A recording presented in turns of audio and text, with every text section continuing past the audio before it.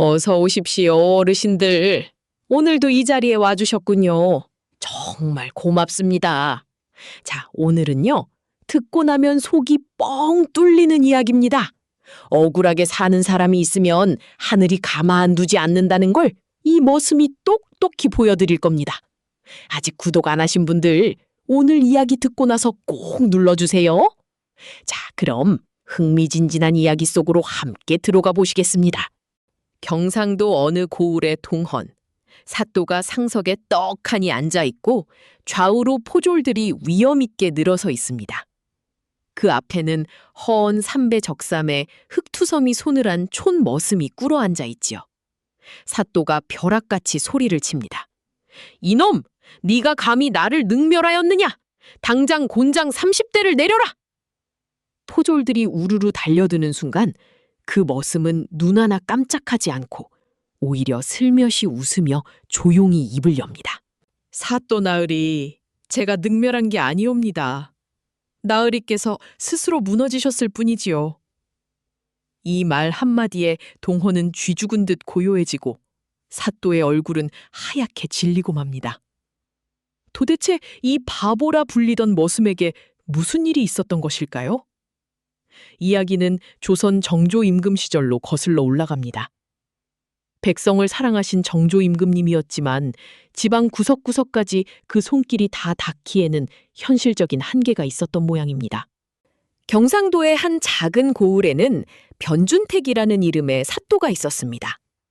겉으로는 아주 근엄하고 점잖은 척하며 나는 백성의 어버이다 라고 소리 높여 외쳤죠.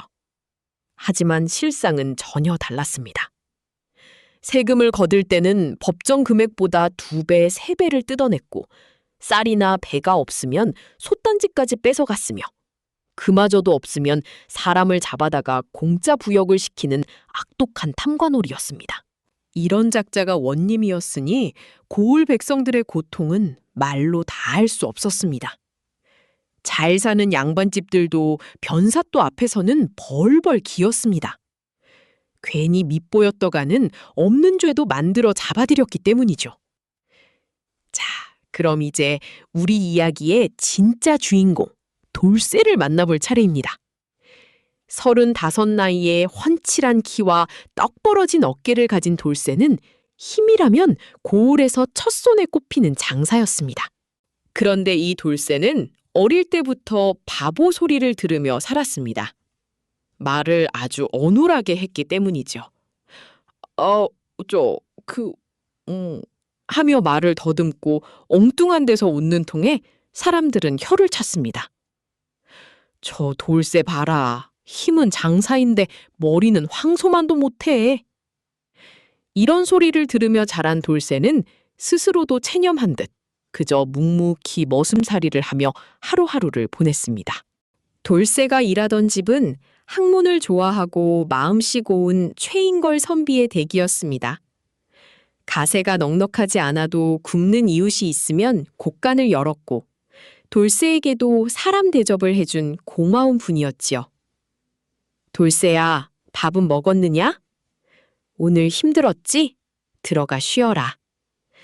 이런 따뜻한 말 한마디가 돌쇠에게는 평생의 은혜였고 돌쇠는 그 은혜에 보답하기 위해 뼈가 부서지도록 열심히 일했습니다. 그러던 어느 늦가을, 추수가 끝나고 들판이 황금빛으로 물들 무렵 최선비 댁에 날벼락이 떨어졌습니다. 변사또가 보낸 관리가 찾아와 사또가 부르신다는 통보를 전한 것입니다. 영문도 모른 채 동원으로 불려간 최선비에게 변사또는 짐짓 점잖은 척 말을 건넸습니다. 올해 농사가 잘 됐다지요?